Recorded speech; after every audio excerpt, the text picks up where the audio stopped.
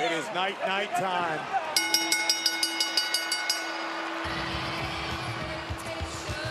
What up, y'all? This your boy Ace here, and welcome to Afternoons Delight. I gotta say, man, what a Raw debut, main roster debut for Chance and Carter, man. Katana Chance and Kayden Carter, bro. What a debut, bro. Oh my God. This was such an entertaining match, bro.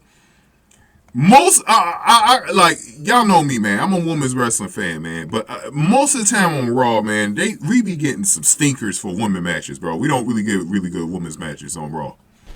This was one of the best ones all years. And I'm talking about Saturday 2023. This is one of the best ones we've seen all year, bro. Very entertaining. Really good stuff, man. And I love it, man. I love it, man, because for people who never, this was one of those things where if you never really watched Chance and Carter, if you never really watched them down at NXT, you had a really good surprise, man. Really good surprise, because a lot of people were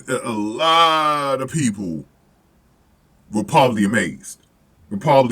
And I saw quite a few reactions from people who didn't look like they watched too much of their work in NXT or at all. And they loved this match, man. It was great.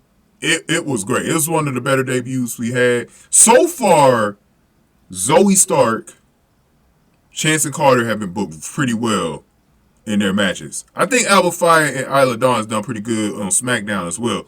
So it's already starting to look like a pretty good year as far as the call-ups go on the female side. It doesn't look like anybody's gotten wasted yet, but we'll see if that continues, because that's the only thing. Let's see if it's not like last year where we had all these bad call-ups like Dakota Kai, Io Sky.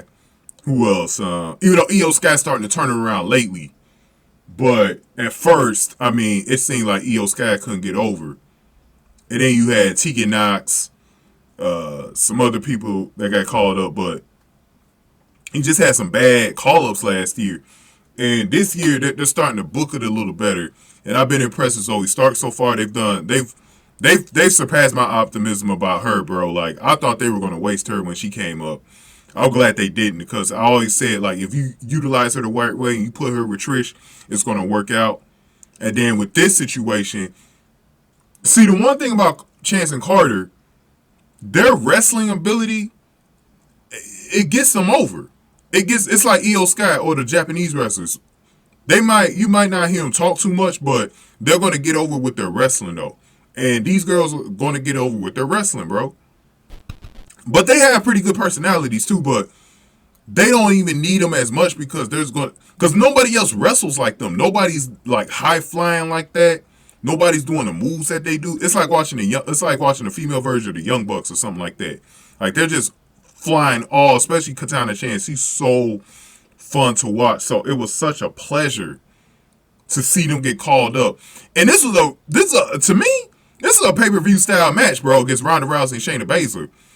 This is why I said the tag team vision is starting to finally come into form. And you still have Alba Fire and Isla Dawn as a team over there. They just need like one more team, like one more tag team. I say at least a good 4 tag teams in this division, and they'll be solid. Like, this needs to be ran back at a pay-per-view, because this was the chemistry was pretty good between the ladies. There was some clunkers in here a little bit. Usually it always happens in a women's match, but I wasn't too worried about that. That didn't make the match at all. It was very entertaining. And I love the psychology. The same psychology is always played, where Katana Chance is in a little bit of trouble in the match. And then somehow she fights out of it, gets it cooking, gets it to Kayden Carter. They get cooking again.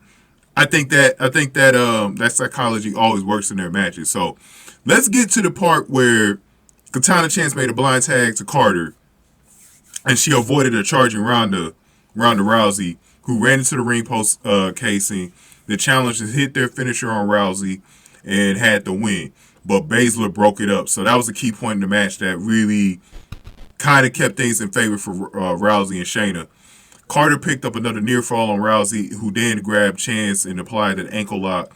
Chance rolled out of the hold and then performed a cold breaker that sent Ronda Rousey into the corner. Baszler tagged herself in and missed Carter tagging in. Carter rolled up Baszler for a 2 count. Baszler put Carter down in a wicked suplex and then applied Kirifuda clutch and got the submission win. And so Ronda Rousey and Shayna Baszler, they gave him they gave him almost 9 minutes in this match. This was a pretty good Raw overall.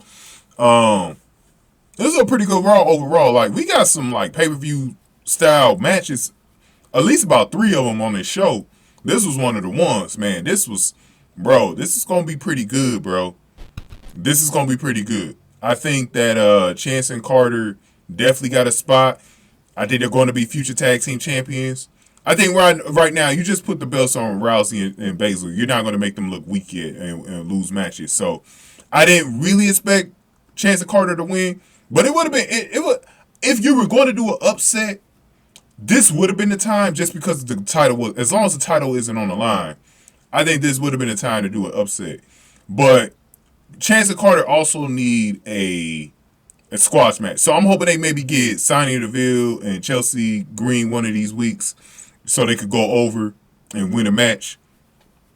But Chance and Carter look pretty good, man. I think they'll become favorites. I think the more and more the WWE fans see them, they're still kind of, the people who didn't watch NXT, they're still very new to them. So it's going to take them some time to really get used to them. But what I'm hoping for, see, I got this great plan for them, but I know they have to be baby faces starting out. But I'm looking at what they're doing with Trish and Zoe Stark, and I'm liking it right now. Zoe Stark could basically be the Solo Sikoa in that group. It'd be good if Chance and Carter turned heel and joined Trish. Like, I because they were teasing turning them heel before they left NXT. They were teasing turning Chance and Carter heel. So I kind of wanted to see them do that. I kind of really wanted to see them do that, man. And like, they'll be like the Usos in that group. You know what I mean? So they'll be the tag team champions in that faction.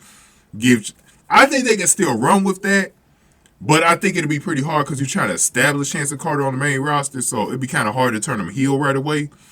But it's something they should consider, especially if this group is going to be out at least more than a year. Trish Stratus, build them up as baby faces, and then one day just turn them heel. I think they should definitely roll with that, man. Let me get y'all thoughts on that, though. But Katana Chance, man, really fun to watch, man. High flyer, man. Y'all gonna enjoy her, man. Go ahead and get this video a like, share, and subscribe, y'all. Thank y'all for watching. I'll see y'all for NXT after News to Light.